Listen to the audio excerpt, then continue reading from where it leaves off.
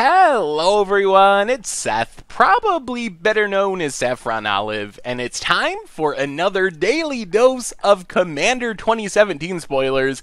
And we've had about 1 million cards come out since yesterday, which means we have a ton to talk about, which means two important things. First off, it means we're going to have to go quickly over some of these cards. We just have too many cards to spend 5 minutes breaking down a single card. So we're going to try to talk about everything, but we're going to try to do it quickly. It also means we better jump right into it, because we have a ton of cards to cover.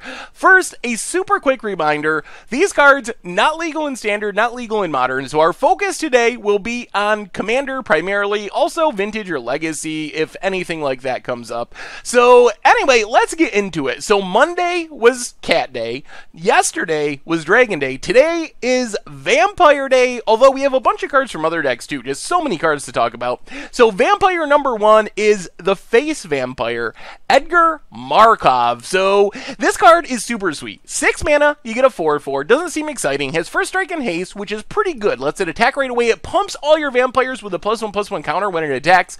The big deal here is it has Eminence. So whenever you cast a vampire spell while it's in your command zone, you get to make a vampire token. So the thing I love about Edgar Markov is it opens up a whole new color combination to vampires. Over the history of Magic, if you look back at all the legends, we have mono black legendary vampires. We have black-white ones like Vishkale, we have black-red ones like Olivia, we have Jaliva in the Grixis colors, but we don't have Mardu, and we've been getting some more white vampires lately and weird color-shifted stuff, so it's super sweet to see a Mardu commander that really likes to be a vampire tribal commander. So if you're going to build around Edgar Markov, I think the direction you want to head is aggro vampires. It really incentivizes you to curve out from turns 1 to 5 with Edgar Markov in your command zone.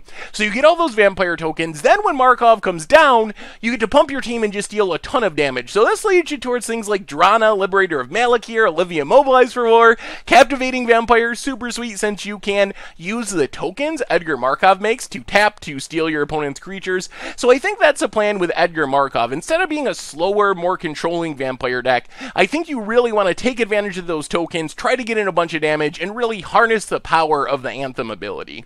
Our next legendary vampire is Lucia Sanguine Tribune, which is super sweet as a life gain commander. So it's kind of a reverse version of Rakdos Lord of Riots. It's cheaper if you gain life. So if you gain 5 life, Lucia comes down for just 3 mana, so maybe a Chaplain's Blessing could use, that's 5 life. It comes down with first strike and lifelink, so it gains you even more life, and then you can pay life to make it even bigger. So I think you have 2 paths forward with Lucia. The one thing you could do with it is use it to be kind of this really weird life gain Voltron commander, where you're trying to put a bunch of counters on it and attacking that way. But I think the more likely outcome is we'll see Lucia being this janky life gain combo commander with Sanguine Bonds and Exquisite Bloods. You even have Defiant Bloodlord as a backup combo piece and also a vampire.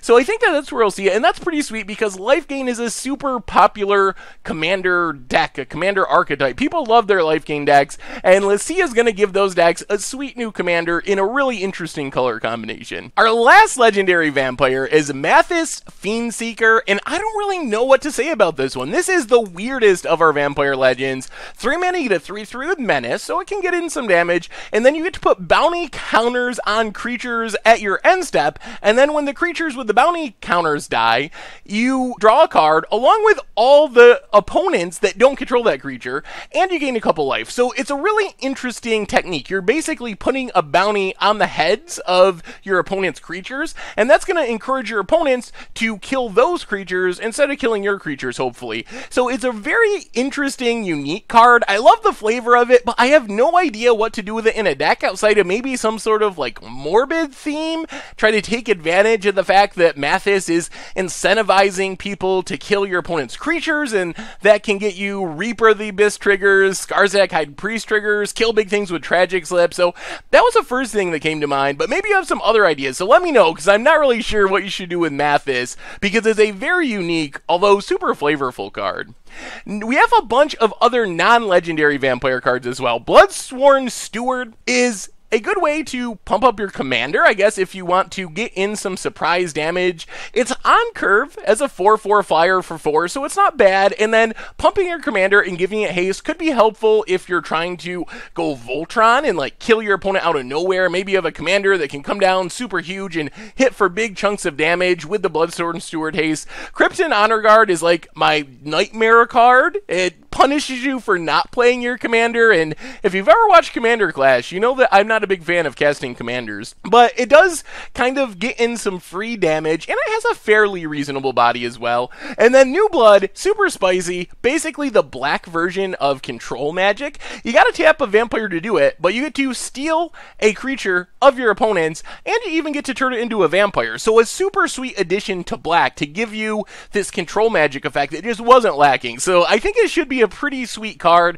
Of course, you got to be heavy vampires to make it work, but if you're Vampire Tribal, New Blood is a great card to add to your deck. We also have some more dragon cards that slipped out, including, I think, our last legendary dragon, Ramos Dragon Engine, and this might be the scariest of the dragon legends from Commander 2017. So it's only a 4/4 for 6, but it gets huge. Every time you cast a spell, you get a +1/+1 counter on it for each of the spell's colors, and then you get to remove 5 counters from it to add 10 mana, 2 of each color. Only do it once each turn, but that's fine.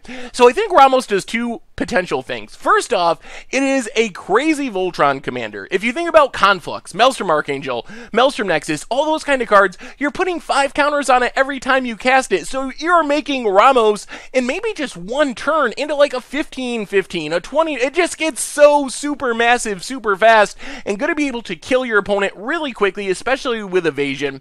The other thing is, it's one of the best ways to door to nothingness people. If you can get 5 counters on it, it gives you exactly the mana necessary to make an opponent lose the game with door to nothingness. So that's the first thing I want to do with Ramos. It probably won't be competitive, but it seems like a super sweet way to get your opponent out of the game. Taigam Ojutai Master is another dragon card, although not a dragon itself, but it works pretty well in a dragon deck because it makes your dragons uncounterable. But I think the most important thing that we'll see with Taigam is it's great in a sort of blue-white spell slinger deck, making all your spells uncounterable, also making it so your instants and sorceries have rebound. So this kind of reminds me of a creature version of Narset Transcendent. Kind of the same mana cost, you get to rebound a spell. So it'll be interesting to see if this pushes Spell Slinger decks into blue-white, maybe opens it up. You usually see Spell Slinger decks, mono-blue, blue-red are the most common color combinations, but maybe Taigam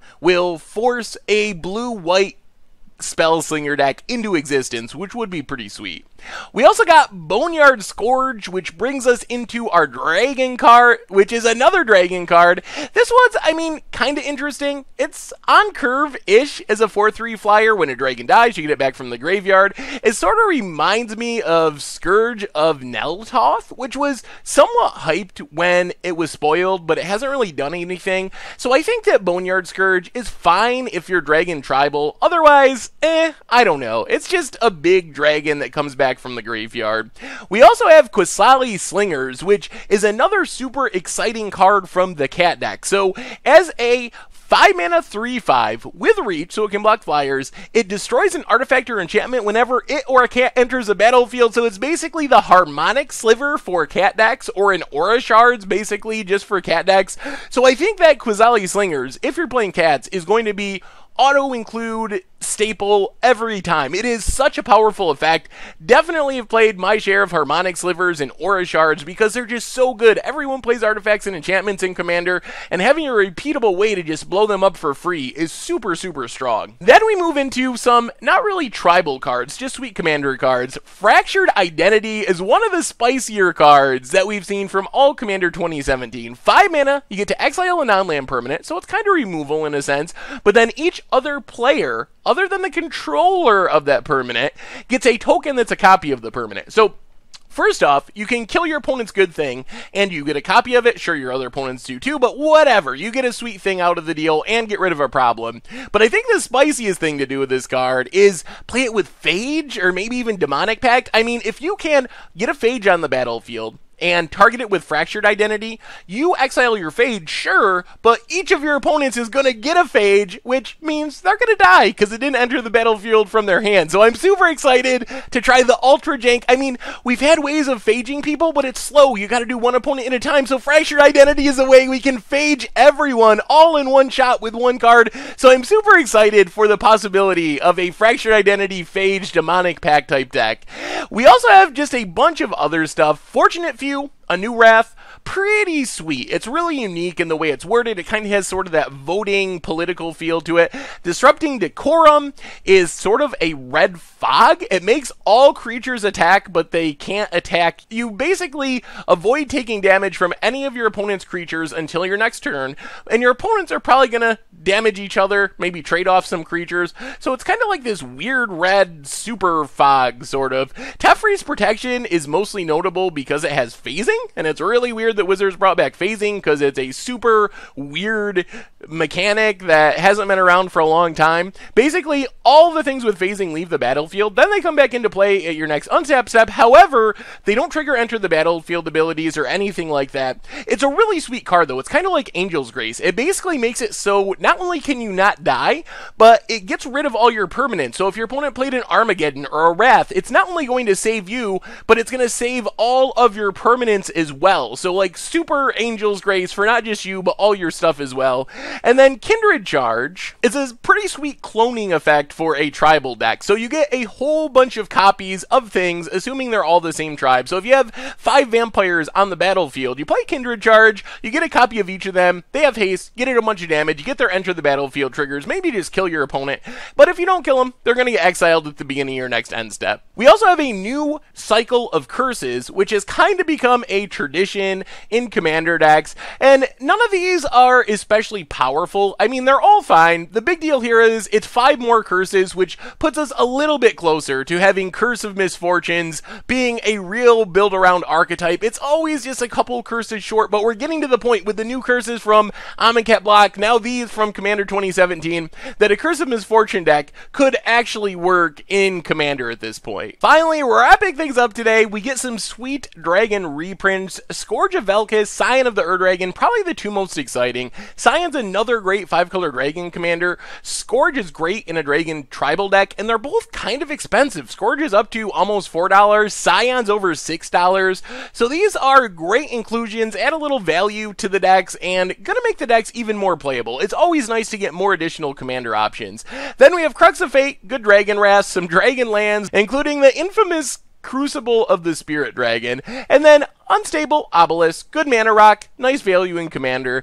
And those are our Commander 2017 spoilers for today. So what do you think? What vampire are you most excited to build around? What do you think about Mathis? What do you do with Mathis? That is the most confusing one. How broken is Ramos? Are you going to be able to door to nothingness people? Taigum? Are you going to build a blue-white Spellslinger deck? Can that push you away from the more typical blue-red build of Spellslinger? Is Rebound that good? What about the rest of the cards? I mean, what do you think? What's your favorite one? Anyway, that's all for our daily dose of Commander 2017 spoilers. Let me know in the comments what you think about all these cards. Thank you very much for watching. I hope you enjoyed the video, and I will talk to you soon. Thanks for watching the video. If you enjoyed it, help us out by clicking that like button down below.